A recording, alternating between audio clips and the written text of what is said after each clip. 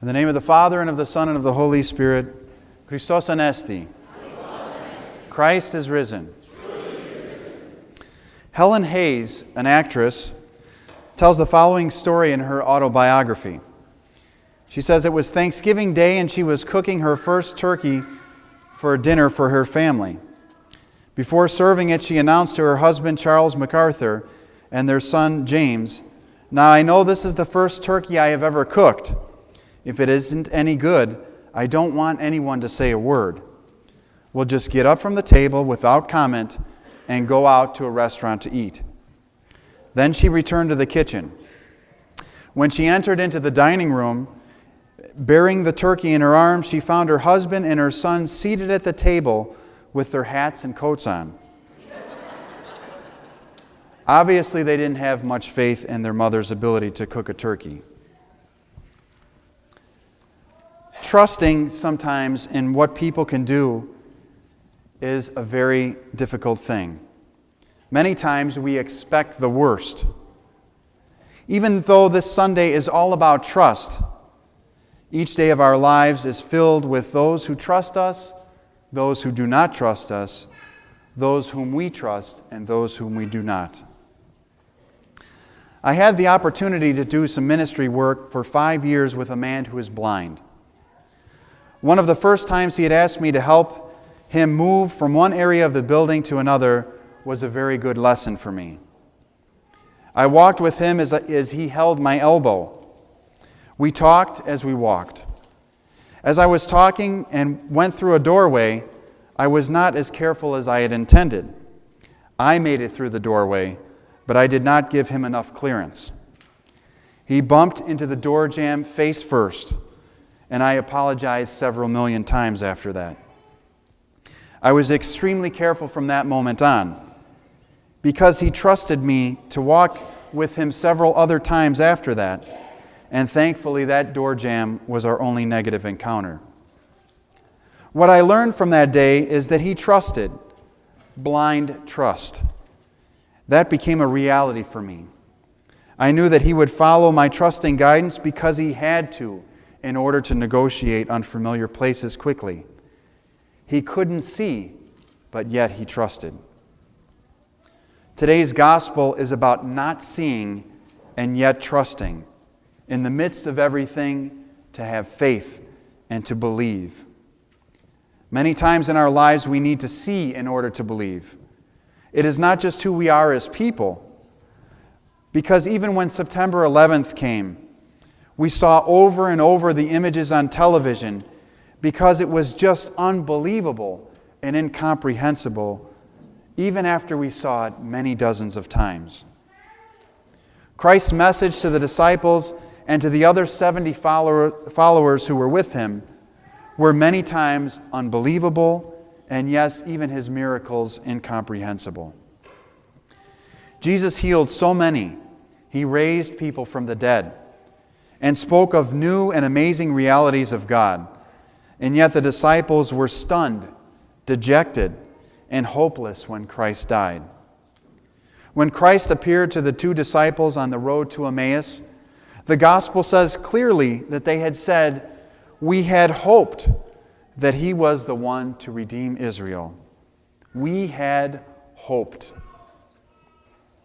Today, even the disciples telling Thomas that they had seen Jesus risen, he said to them, "Unless I put my fingers in his side and my fingers in his hands, I will not believe." What a statement showing doubt, his doubt and lack of understanding of the message of God. What a graphic and disbelieving statement. And yet we have said, thought, and done so much worse. Every time we think no one is looking and sin, or we sin in the face of others, we are doubting the severity of the words of God. Every time we create our own convenient understanding of Christianity, we are saying to God that my way is better. Every time we gossip about another person or judge one another, we say that we are better than God, because judging and gossiping tricks us into thinking that we are flawless, and therefore we are God. And such thoughts are exactly what the devil wants us to believe. I want to ask you a question today, and I want you to think deeply about it.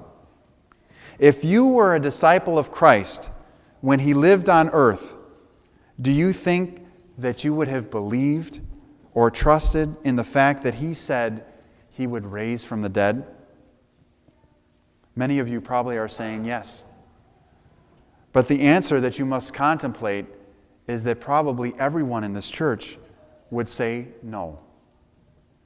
The 12 pillars of the church did not understand the resurrection of Christ from the dead.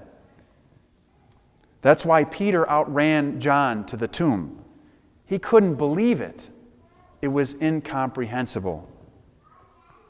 The disciples who were with him side by side every day had a difficult time understanding, believing, and trusting that there was something more extraordinary on the other side of the crucifixion.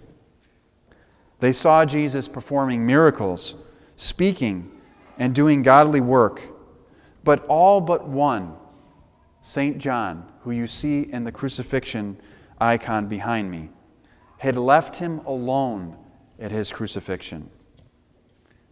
You see, they didn't understand until later, until the fullness came upon them. The Holy Spirit was breathed upon them. And it is then, and only then, that they truly began to understand the message and, yes, the capabilities of God. It was only when the Holy Spirit came upon them that they understood. So I ask you again, do you think you would have doubted just like Thomas did in the gospel today? One of the great differences between the disciples prior to Pentecost and each and every one of us in this church today is that we have the Holy Spirit within us. Our own personal Pentecost has come to us at our baptism and our chrismation. We have faith, and we trust in the message of God because it is God within us that helps us to understand the ununderstandable. The incomprehensible becomes comprehensible. However, this Sunday is the day that we look to our faith and our relationship with God to try to understand Him even more. It is the day that we close our eyes and simply trust that God is here. He is here for us, He has been here for us, and He will continue to be here for us. It is the day that we walk holding the arm of God and let Him lead us to a better place. We need, however, one element. We need to trust, to blindly trust God. We need to believe in miracles, even if we haven't seen any.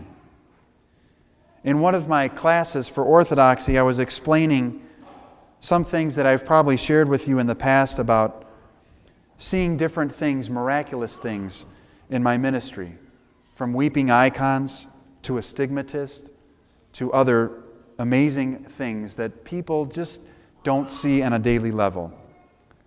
And as I explained these things and mentioned how I had seen them and touched them with my own hands and eyes, people's faces began to light up, and they eyes wide open, looked at me and said, "Is this for real, Father? Is this true?" The fact is, there are so many more great things that we don't see, and yes, they are all true. But the thing we need to do is to trust. We are not going to see the sky open up for us and God moving around and speaking to us and guiding us and showing us vividly with our eyes. But we need to open our hearts and let Him lead us. But the only way we can open our hearts to God is to trust in Him. Christ reminds us in this gospel reading today, He says, "Blessed are those who do not see and yet believe." Those who do not see and yet believe. This past Holy Week and Lenten period, we have seen very much. We have seen the passion of Christ. We have seen the resurrection of Christ. But it is now time to take the message of those holy days and to bolster our beliefs in God and to trust in Him. So what does this Sunday of St. Thomas tell us? It tells us two things: trust and believe. Christ is risen.